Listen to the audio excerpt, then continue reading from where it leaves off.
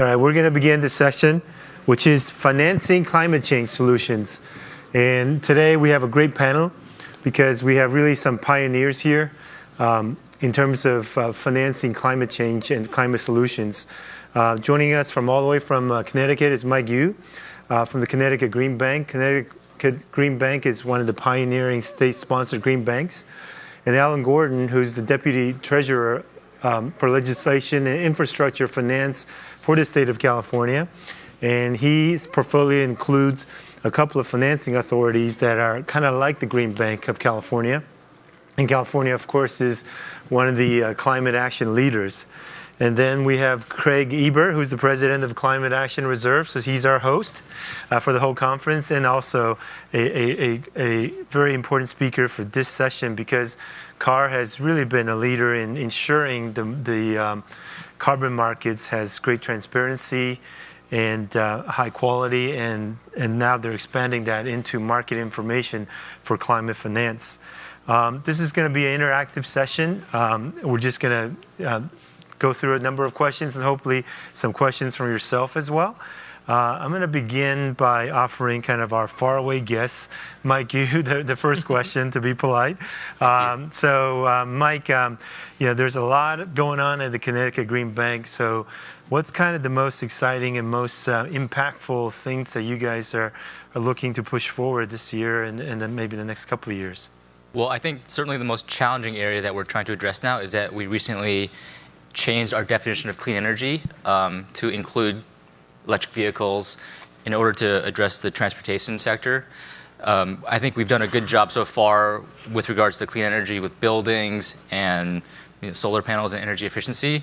But if you look at what our plan is for meeting our emissions reduction targets by 2030, we are going to have to do something serious about the transportation sector. And I think that's where coming to somewhere like this conference and speaking to everyone about the solutions that California is trying to implement in Ontario and everywhere else is valuable for me. On our EV front, we're trying to figure out how we're going to position ourselves to play a role. We're looking at where there might be synergies between plug-in electric vehicles and some of our other programs. So we have EVs with solar panels. If we can combine those two and package it up, perhaps that'll result in even greater emissions reductions. We are researching, in partnership with some other players, a new methodology to develop voluntary carbon credits for EV infrastructure. So that could potentially be another source of revenue for EV charging. But this is all still very, very in its infancy, and it's still in just sort of pilot program phase. But I think, for me, it's a big unaddressed market that over the next year or 2 years, we're going to really trying to figure out how a green bank like us can participate in it. Mm-hmm. Interesting. Alan, you are chairing the alternative, is it the Advanced Transportation and Alternative Energy Financing Authority? So is EV charging or EV infrastructure on your radar? We are actually not I love our acronyms. CATFA is the one, California Alternative Energy Advanced Transportation Financing Authority, great acronym. But it's actually our sister agency, CPCFA, the California Pollution Control Financing Authority, that is financing EV recharge stations right now. We are actually, the program has just gone live.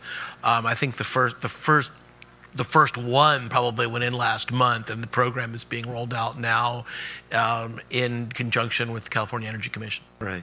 And what part of that is kind of the state's doing the lifting, and what part is the We're doing credit support. Okay. We are providing credit support to, I'm not going to name the companies, but the companies that are installing them. We are providing a credit support to bring the cost to the local property owners down. Right. Right. And you've also been very active in the green bond space, and particularly the Treasurer. Mm-hmm. Can you talk a little bit about the perspective and utility of that for the most interesting, probably the most difficult and most interesting thing we're working on right now is in the commercial building energy retrofit world. Outside of transportation, commercial buildings are the largest user of energy out there. And there's still a lot of low-hanging fruit out there. There's lots of what are referred to as Class B buildings, where even basic things like lights haven't been swapped out, HVAC systems. And we are working with the California Business Property Owners Association to look at various financing models. It's actually a two-step play between an ESCO providing the energy and then a refinancing of the building using debt instead of equity. The concept being about every 15 years, a commercial building goes out to get refinanced. Normally, they would go to an insurance company, real estate investment trust, et cetera. Concept here is that if we were to take, say, 10 of those buildings together and aggregate them, we can bond against them with a fairly large green bond, bring the cost of the capital down, and rather than paying out every month essentially a mortgage to an insurance company, they would pay out to bondholders. And it's a concept on how to grow the green bond market. So right now it's getting fairly strong evidence that there's more demand than there is supply, and we are focused on increasing the supply in the green bond market. So Craig, I know CAR announced the launch of the sort of climate impact rating, and this kind of supply and demand imbalance of green bonds versus from investor to issuers. How important is what you're trying to do in terms of getting the quantification of impact and so on to addressing maybe the investors' confidence in green bonds? That's a great question. I mean, as you mentioned, one of the things we focus on is transparency in the financial market, particularly anything climate finance related needs more transparency.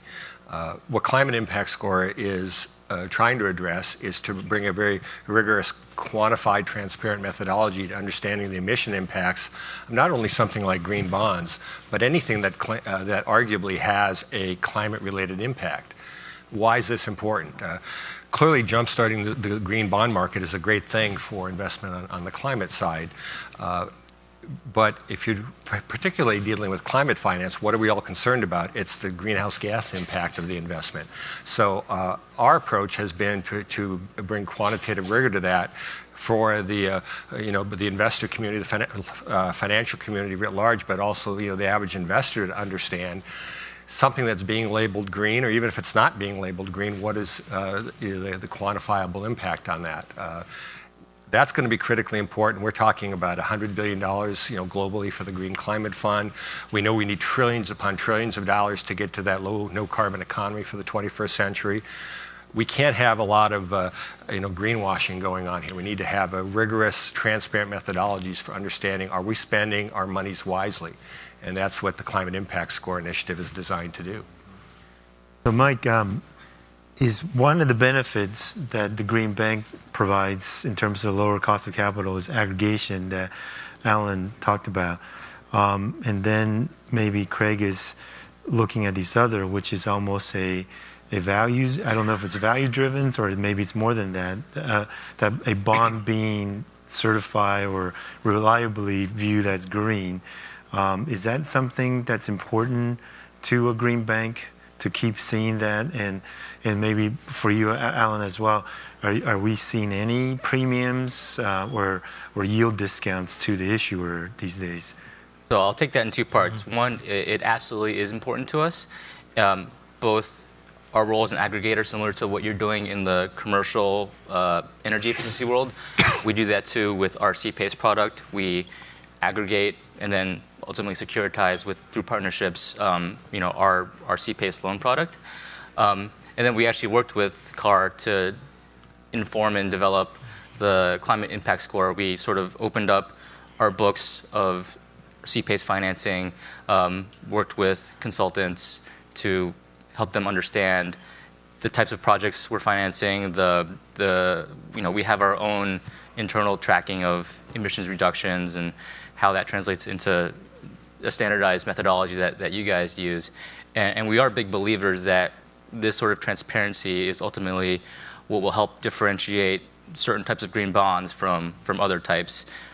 I'm not saying that all green bonds need to have this, but I think if you want to be sort of a premium product, then this type of climate impact score is a huge differentiator. Let me just, does everybody know what CPACE is? Okay, I don't see any, no hands up, then we don't know. We'll continue. Sorry, I know sometimes, there's the financing conference and there's carbon markets conference, but your work. Please, if I go a little too financy, please let me know. I might live and breathe the finance jargon a little bit too much. Please continue. Sorry. But it's anecdotally, I don't think that we can point to anything that shows a pricing premium yet on green bonds. But it's my belief that pricing is sort of the last thing that you see as a differentiator.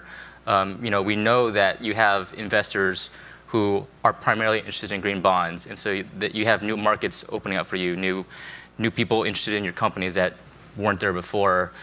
Green bonds are being oversubscribed more than general bonds, and I think sold more quickly. All of these things are sort of funneling in toward, okay, I think once investors are educated enough and the pipeline and demand has grown enough, that's when you'll start to see pricing premiums. But these are sort of the precursor indicators in my mind, that there is demand for that, and it's slowly getting translated through to pricing. Yeah. And we need to see that pricing premium, but it's interesting that that's the question being asked in the global marketplace: is my green investment going to get a premium?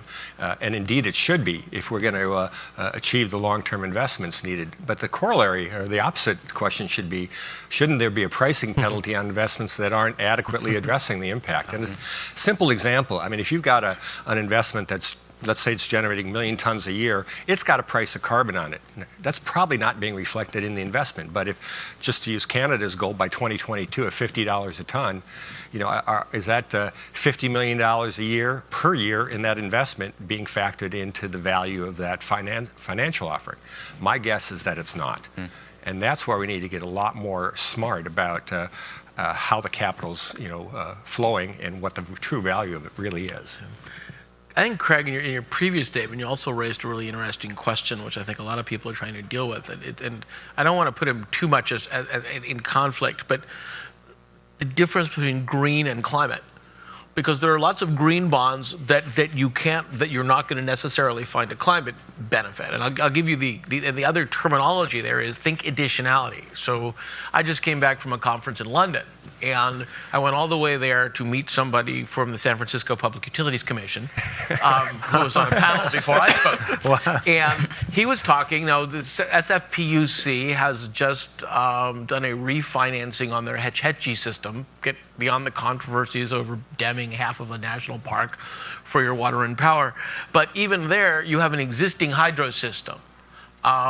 They refinanced it, they self-certified it as a green bond, and the question that came up was, well, what's the additionality here? That system's been operating for 100 years. There wasn't really any additional climate benefit, but then you get it, so that's additionality is one term to think about, and the second one is climate resiliency. So in continuing to produce carbon-free power for San Francisco and refinancing, you are keeping that baseline where they're not going to have to go outside and use natural gas or others. But you do have those two issues of additionality and resiliency, and it's the value that CAR provides is, at some point in time, the market is going to look at those and say, okay, well, this one gives you this many tons reduction, that's a climate bond. This one does some other wonderful things, and you get into all the ESG arguments and social impact bonds and all of that, which are all very important, but they may not have anything really to do with climate. Yeah. Craig, tell us a little bit more about how does the climate score kind of differentiate the additionality issue or the factor? Well, what we're really trying to do, you could debate whether it's quote additional or not, but we're looking at a given financial instrument and just simply trying to quantify the greenhouse gas impacts around that investment. the discussion about whether it's additional or not hopefully emanates from that quantification. But as Alan was just pointing out, there's a lot of reasons, obviously, why even climate investments writ large happen. We're focused just on the mitigation side. So there certainly are a lot of things on the adaptation or resilience front where quantifying the greenhouse gas impact is not the objective. So it's certainly not a one-size-fits-all here. But at the end of the day, what it does allow, if we think every type of financial instrument out there that has a carbon impact needs to have a climate impact score around it, so we can begin to compare and contrast. What's the total quantity of reductions? What's the, call it the financial intensity of the investment? How many reductions are you getting per $1 million of investment? How does it compare to what might be optimal in the market versus what's business as usual?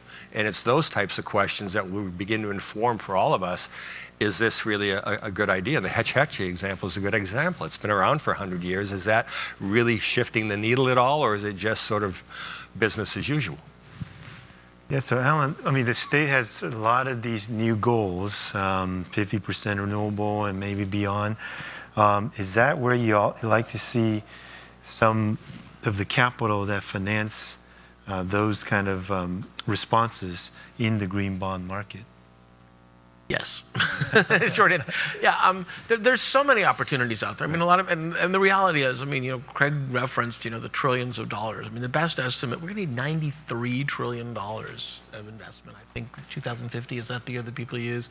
And there isn't enough taxes you can raise to do that. We have to create financial vehicles and incentives to get the private sector involved. I mean, on the green bond side, I only work on the government side. But you have Apple just did, I think, was it $100 million green bond to make their new facility down in Cupertino 100% renewable. Companies, there's got to be, and being really clear, they're not going to make these decisions. They can't make these decisions solely based on the environment. For the chief financial officers of these companies, it's got to show bottom line that there is an advantage. Now, I believe we can do that. That is one of the roles of the government, frankly, is to show that if you do X, you're going to get Y result, and that's where we can help the private sector. There's obviously a huge disinformation campaign in this country that attempts to fuzzy the science, and in places like California, Connecticut, New York, where you have governors and legislatures that are actually willing to read the science, it's important that we do what we can to change that message, and so that the private sector continues to understand. And I think they're getting a lot better at it. That energy costs. This is when we're working on the commercial energy side. If you can decrease the amount of energy in a building, you will increase the NOI on the building. The building becomes more valuable, and that's the language that real estate folks understand.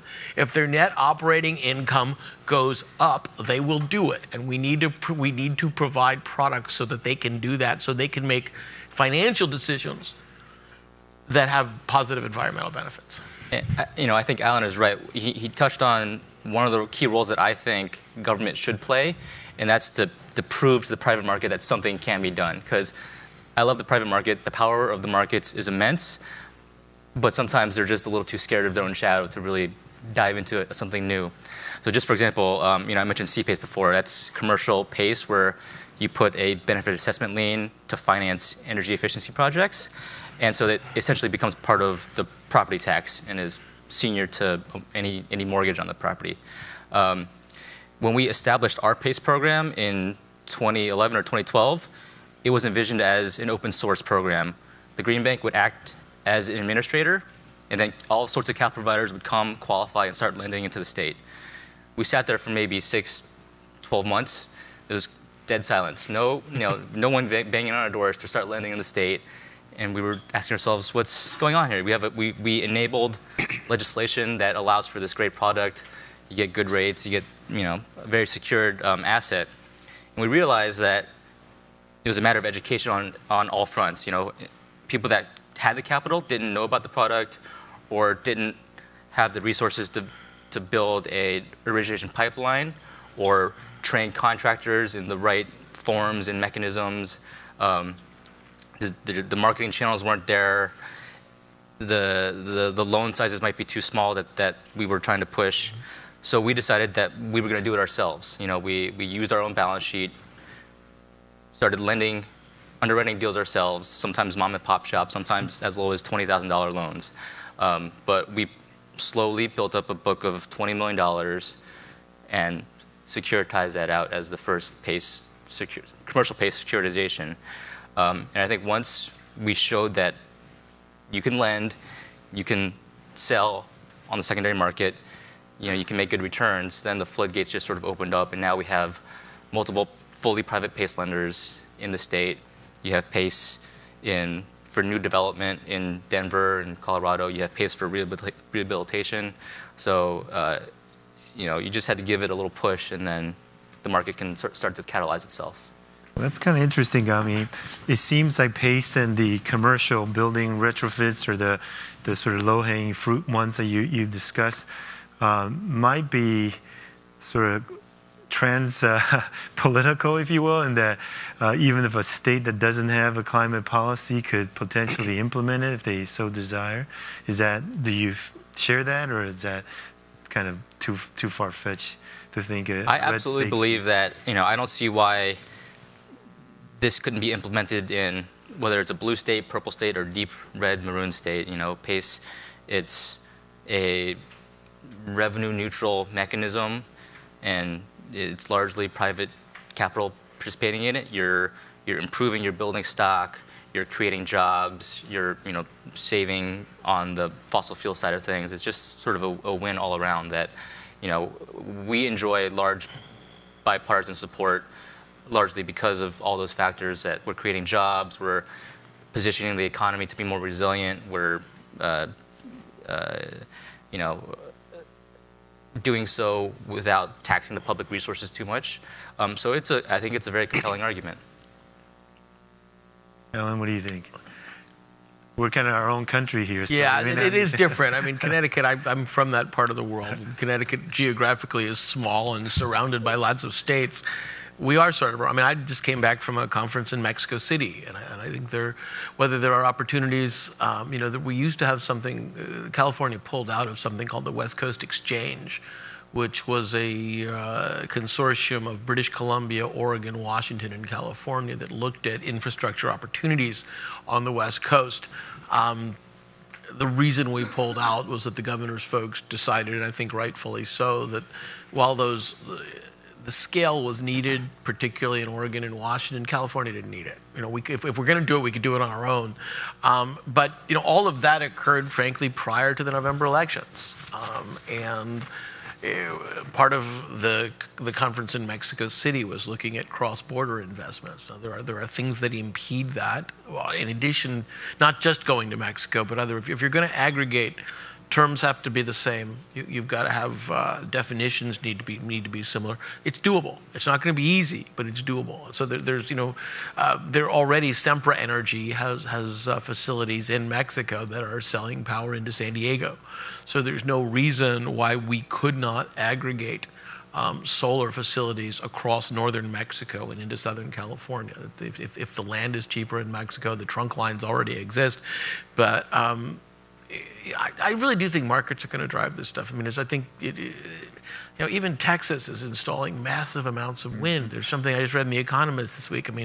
The wind industry is now employing 100,000 people, and it's more than coal and natural gas, and those are going to grow. And the one good thing, if you want to say that, about the deep red states is money matters. And if you can show them that they can make more money doing this. I was in negotiations with the Westlands Water District a few years ago, where we basically showed the farmers down there that they could make more money selling kilowatts than they could selling almonds, and they, very conservative ag guys in the Central Valley decided that kilowatts made a whole lot more sense to them. It wasn't that they were environmentalists; it was that the energy was valuable. Yeah, and Craig, looking broadly at climate impact scores application to Mexico, to broader markets, what's your prognosis? Well, In terms of quantifying the carbon impact of financial instruments, this is something that has to happen globally. We started just with an application in the U.S., but to go back to a point that both Alan and Michael were making, this needs to somehow be depoliticized. This is not on a given financial investment forcing someone to buy the science of climate change necessarily, or to say, I want to be green today because my shareholders are demanding it. Not to undermine the importance of those efforts. That's all very critical. But at the end of the day, it's a dollars and cents calculation. So the ability to understand on the climate side what the financial exposure is, both the upside and the downside, is important for an investment, and benchmarking that against business as usual. Many of these investments can be decade-long investments, and knowing that issues like, am I investing in a stranded asset today that I haven't fully taken into account, or is there additional value in what I'm investing in today that I'm not foreseeing down the road? Those are the types of questions that need to be asked on so many financial investments happening today, and too few right now are asking themselves the question. The green bond market is one of the exceptions, but they're obviously doing a lot of good things by trying to not only think about the climate impacts, but as Alan was pointing out, looking at some of the other ESG impacts as well. Nothing wrong with that, but it's somewhat diluting the message on the climate front. Yeah. And we've got to reach out to other places in the private financial markets. And I'll give you a classic example: insurance companies. Now, insurance companies know they're a risk. They're not doing much about it. And here's the fascinating part about it. If you think about an insurance company business model, they're at risk in two places. Number one, they own a lot of the assets in the coastal zone. That's the investment side. That's what they do with your premiums. It doesn't sit in a piggy bank. The real estate industry is, I think, the biggest property owner in the United States. A lot of that in places like Miami, San Diego, New York City, as we saw with Hurricane Sandy. The other side of that is on the property and casualty side. So they've got money invested in these assets. They've also got property and casualty losses out there. The reinsurance industry at the top is going to cover a lot of this. Insurance companies need to be brought into this conversation, and there are some ideas out there as to how to do that and to get them to start pushing their customers, their portfolio managers, to start taking these risks and doing something about it. And that's that's on both sides. That's on the resilience side and on the prevention side. And one of my initial reactions is that's an argument I swear I heard 20 years ago from Swiss Re and Munich Re.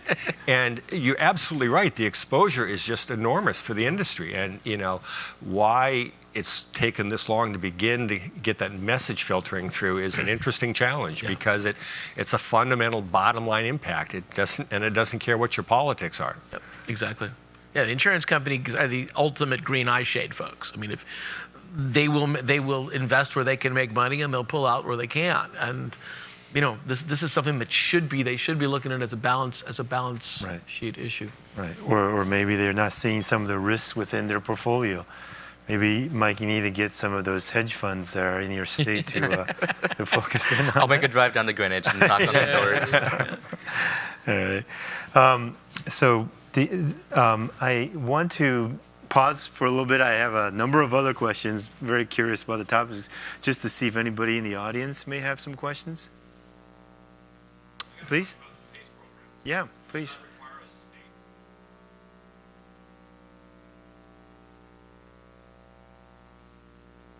Yeah, and PACE differs a little bit by state, which is one of the issues with standardization, because each state has enabled PACE sort of in a slightly different way. But in Connecticut, it was enabled on a state level, and we've had to go on a municipality by municipality basis to get them to opt into the program. So, it's one of the challenges of a nationwide PACE. But honest, that is how it works. California's program is very similar to that too, where it has to be community by community, because it's got to go on the local property tax bill. Has there been track records starting to emerge about like payments and or any credit issues? Or? I can't speak to other states' PACE programs, but in our state, PACE it's been great so far. We haven't had any defaults, and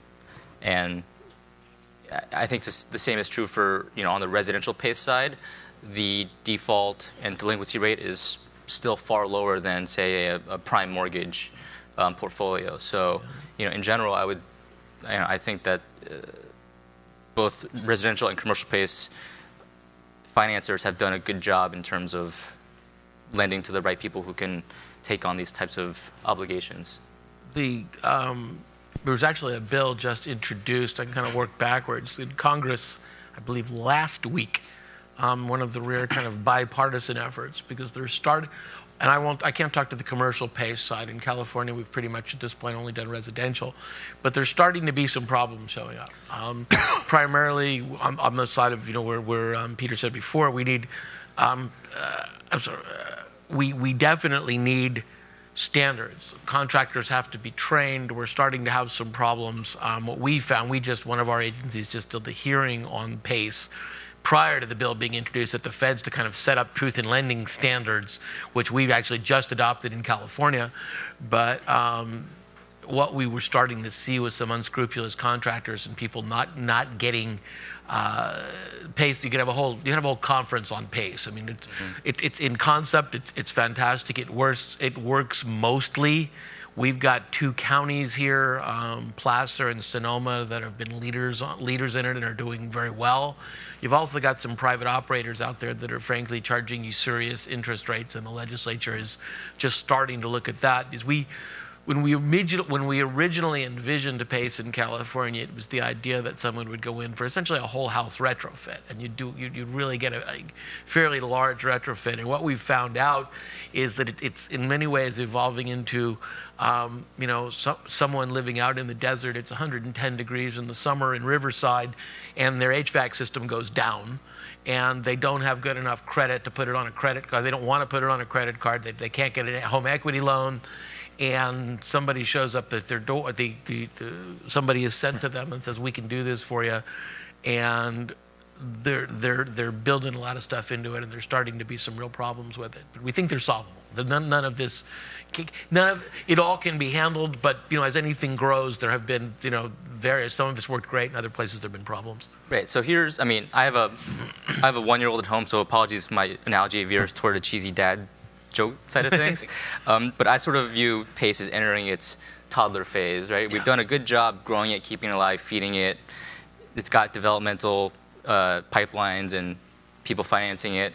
But we're starting to venture out into the playground where there's bigger, sometimes meaner kids out there. And we need to be careful, or we might get smacked upside the head when we go to reach for their shiny toys. And so, you have legislators taking more attention, paying more attention as we grow. Media is looking at PACE. I know there's a Wall Street Journal story about PACE a couple months ago, written by the well-regarded journalist that wrote about the subprime, and they're not at all equivalent if you dig into it. But media is taking more attention.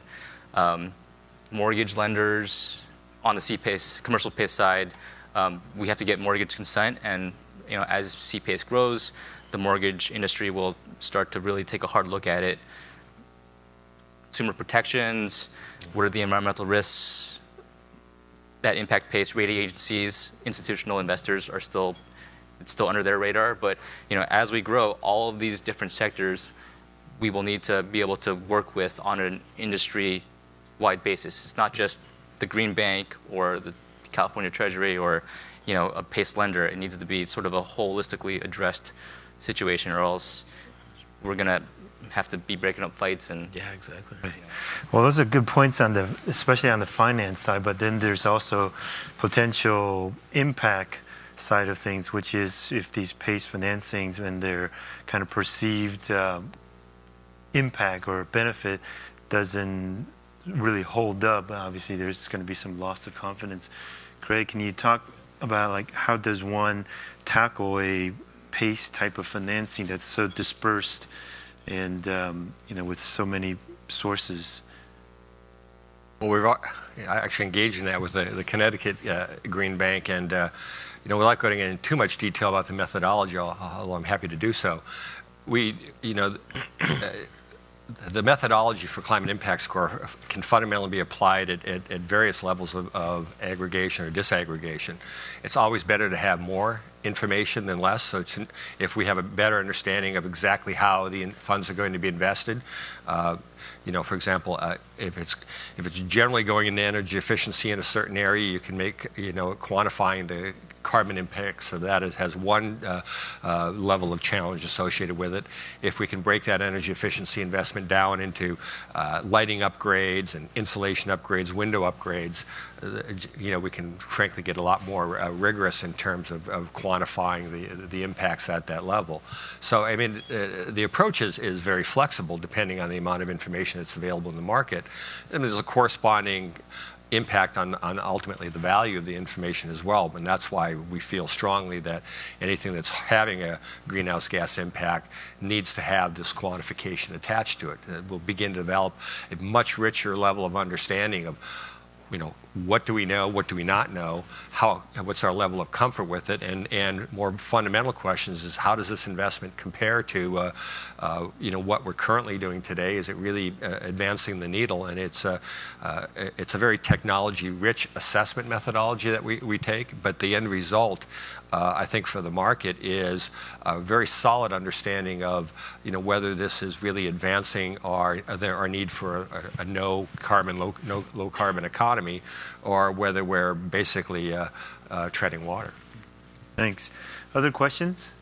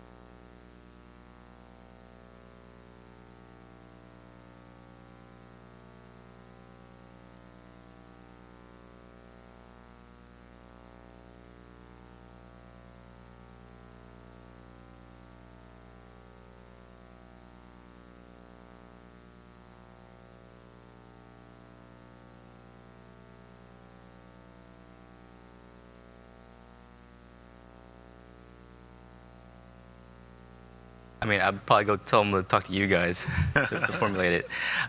No, but I think it largely depends on what the goal of that green bank is. Every green bank is set up a little differently, but I think the overall message is that it's a win for both sides. It needs to be set up in a very complementary, enabling environment. So I think the legislative statutes that are put in place that enable the green bank also need to enable PACE legislation, also both commercial and R-PACE. You need to sort of have the right regulatory environment, the right oversight. We don't succeed in a vacuum. We are given the resources by the legislature. We're a little bit of everyone's electricity bill comes to the green bank. We get some RGGI funds. And I think the continued support of the legislature, as well as they're willing to always go back and fix and amend certain statutes that when we wrote them, we thought they were great, but they turned out to be a little bit more difficult in practice. I think that sort of willingness and flexibility to adapt to lessons learned is going to be a key driver in the ultimate success of whatever direction you're taking the green bank. Alan, do you want to comment on the Clean Center? Okay. I don't work on the green bank side. So. Other questions? While people are thinking about it, I have one more, which is some of the northern European countries have been kind of a little bit ahead in terms of really aligning their pension funds or their superannuation funds towards this, and I know they're early in that, and obviously California and Connecticut are both fairly wealthy states from a, regardless of size. Is that something that's also important to advance? Well, let me tell it is, but let me tell you what the problem is. Sure. And we last summer, the treasurer met with, it was about 35 different interest groups between Sacramento, Los Angeles, San Francisco, Chicago, New York, Boston. And this is what we found out. First, there were bills in the California legislature that would mandate that CalPERS, which is the largest state pension fund in the country and one of the biggest in the world, actually, invest in California. It was just invest in California. They didn't even go to the green side. Here's the problem. Northern Europeans don't have special, nowhere in Europe, and most places in the world, they don't have special tax treatment for municipal bonds. And what that means is that when we issue when you take, for a pension fund, their number one responsibility is fiduciary. So muni bonds in the U.S. pay a lower rate of return because of the tax advantage. They're tax exempt. As a result, in Europe, particularly in the northern tier, sovereign funds from Norway, Sweden, Germany, Holland, they can invest in municipal bonds. So at least from the state side, when we issue tax-frees, which is all CalPERS can't buy them because they would violate their fiduciary responsibility. So there was under Obama back in, I think 2010, they had the Build America Bonds program where you paid the difference, the feds paid the difference between a tax-exempt and a taxable. So if we were going to get sovereign funds, pension funds, to invest in green bonds and green munis, you're going to need something like that. Otherwise, they cannot, by statute, take a lower return. In terms of California's issuances, is that primarily domestic investors that are purchasing? Yeah, exactly. We're actually contemplating going into one of the European exchanges and see what would happen, but we haven't pursued it too far yet. And Mike, you mentioned before jobs, and I think that was perhaps one of the questions about the success of the Connecticut Green Bank. And how closely are you guys tracking not just sort of dollars financed, but also jobs created or maintained? It's a very important indicator for us, and part of that goes back towards why we enjoy so much bipartisan support, because we can point to both emissions reductions and jobs created. So after our first 5 years of operations, we had some really smart consultants come in to look at what our actual impact was. And one, they found there was about $1 billion of total mobilized investment, 300 coming from the Green Bank and 600 to 700 million coming from private investment.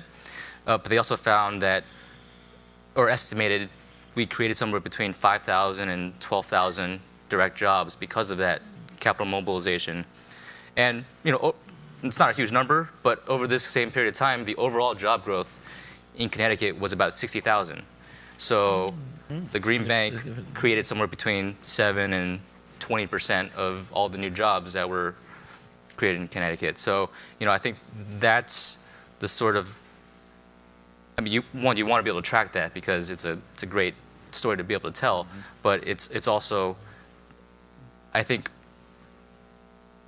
in a way, is more important than, we also saved 2.5 million tons of emissions. When you're trying to talk to the legislatures and the governors, we sort of lead off with this is the jobs story and then follow up with this is the emissions story. So we do try to track that very carefully. Right. I noted one of the numbers you threw out in terms of the private sector and what the Green Bank put out. So that's a pretty large 600 million. Who are the private sector?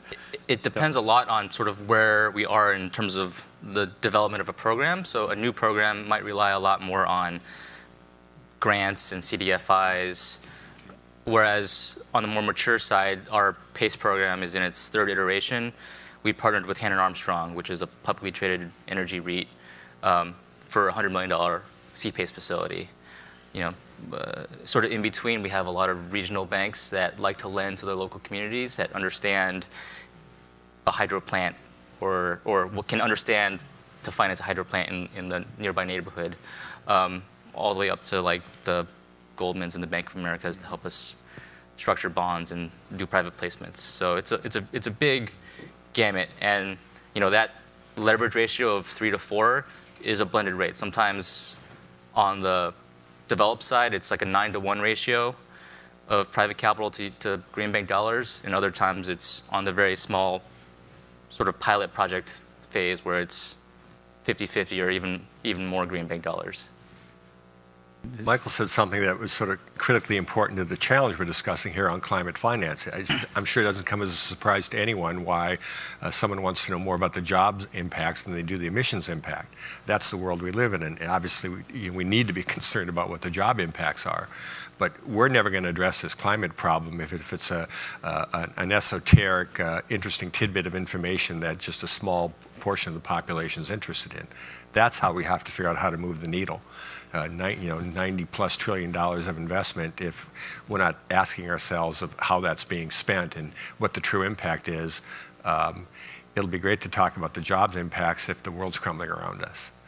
And Governor Brown made that point this morning, quite eloquent. Yeah, there's the real economy, and then there's the Goldman Sachs economy. But California can actually twist some arms there. Does that have any role in terms of the size of California's economy and relationship with public finance banks to get jumpstart? California is big, but even there, slight diversion. So we kicked Wells Fargo out of our bond program when all of the news came out about their horrendous consumer issues came up, and frankly, we were just a fly on the butt of the elephant. I mean, as big as California is, Wells somewhat just laughed us off. I mean, they didn't. I mean, they're going through a whole public relations thing. I'm sure they'll change some stuff, but it really is. It's international capital. We have ability to do, I think, best practices, and what I said in Mexico City was, then the Mexicans it was at the Mexico City Stock Exchange that I was speaking, and they're scared. I mean, the peso devalued rather rapidly after the November elections. It's come back up, but the threats to NAFTA and other things could have huge impacts. But again, every crisis is an opportunity, as the previous president said, and the Mexicans are trying to figure out what kind of opportunities do they have, both at the federal and state level, to partner with California. And I think that's, the governor, I'm sure this morning, talked about our cap and trade, where we've got, they're in a deal with Ontario. Quebec is in. They are negotiating with British Columbia, and there's going to have to be a lot of subnational things, because we're not going to have a lot of leadership in Washington over the next 4 years, and that's going to mean everybody else is going to have to step up their game and figure out, all right, if the big bad feds can't do it, how do we move that needle without them, and show the more recalcitrant folks that this is a way to both improve the future for our children and make money at the same time. Minister McKenna was highlighting some of those issues, just about the importance of cross-border investments that could happen under a cap-and-trade program. Mexico, as we'll hear later on, has been working on it for a while and is seriously considering it. But the cap-and-trade markets will be expanding. It's something like 70% of the world's economy right now is either has some carbon price attached to it or is in the midst of putting it in place. And that's going to have an enormous impact, but it's going to raise a lot of these questions about how is that changing financial flows. And Minister McKenna's comments that there's going to be a lot of purchases from Canada. Money's flowing into California. Sounds great for California, but those types of questions, it's going to be multilateral flows, and it's going to be raising a lot of questions about who's benefiting from these climate-related investments. Yeah, and I think there's also a big question that's going to be had. There's an op-ed piece, I believe, in the New York Times a couple of weeks ago, where you had former Secretary of State George Shultz and several other major, what I would call traditional Republicans, arguing for a carbon tax. And it just went down. I think in Washington State it got voted down very narrowly. But now I'm going to speak somewhat apostate, because if we really want to take climate disruption as an existential threat, which I think all of us here would believe it is, or we wouldn't be working in this particular sphere, we got to put aside some of the other politics. And I mean by that is a lot of the more liberal members in the political world look at a carbon tax as a way to raise a bunch of more money for a lot of other stuff, whether it be housing and there is a way to do it that ex-Secretary of Schultz said and that Thomas Friedman has argued in the New York Times. You could have a revenue neutral carbon tax. You could, tax what you don't like. You could use it as a way to lower the corporate tax, lower personal income taxes for the middle class, raise the money on the carbon side. Friedman's even argued that you could then do a rebate to poor people.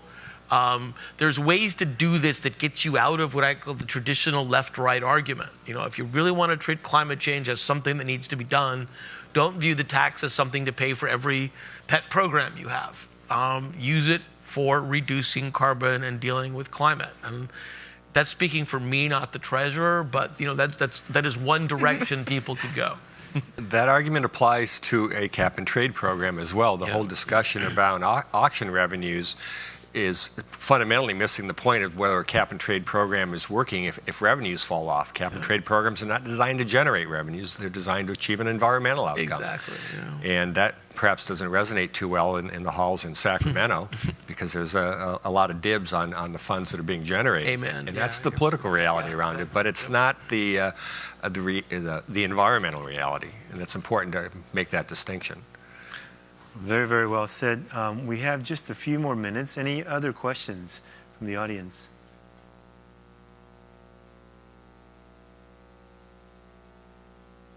Okay. Any other final comments? Oh, I think you do have one question up there. Oh, I didn't see that. Sorry for the delay. Yeah, please. Yeah.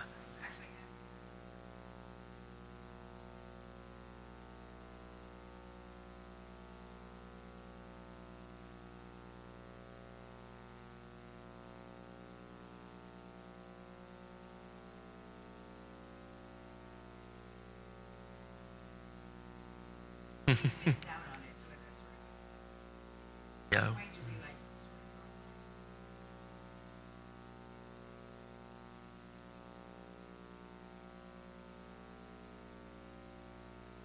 I'm going to treat that as a rhetorical question because I don't have an answer. I do. Yeah, there's a line somewhere in there, and the Hetch-Hetchy system was the easy one because it's an existing system. It does provide resiliency for San Francisco. It's zero carbon. But a lot of money was spent. I mean, I was just on a conference call yesterday with some folks who were arguing that if we're going to grow the green bond market, we have to allow those things in it, that we can't exclude them. Though at some point in time, we get into sort of what I would call shades of green. So when we get cars numbers, maybe that's dark green, and Hetch-Hetchy is light green.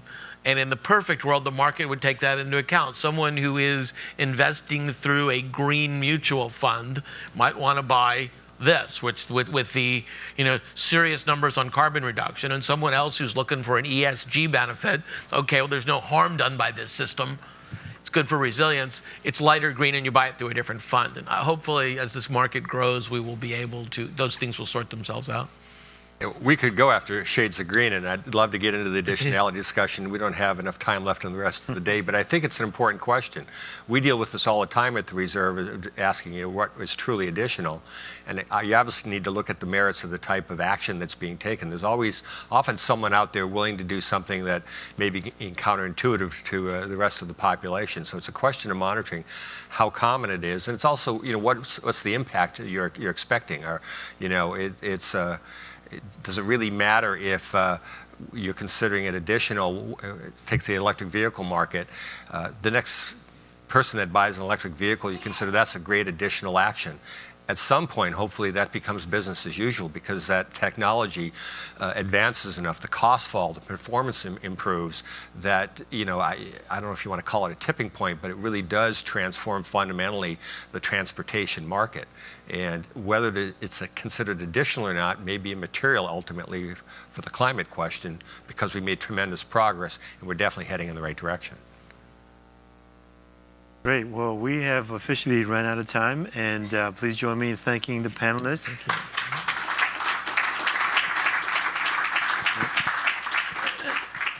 And thank you for your questions.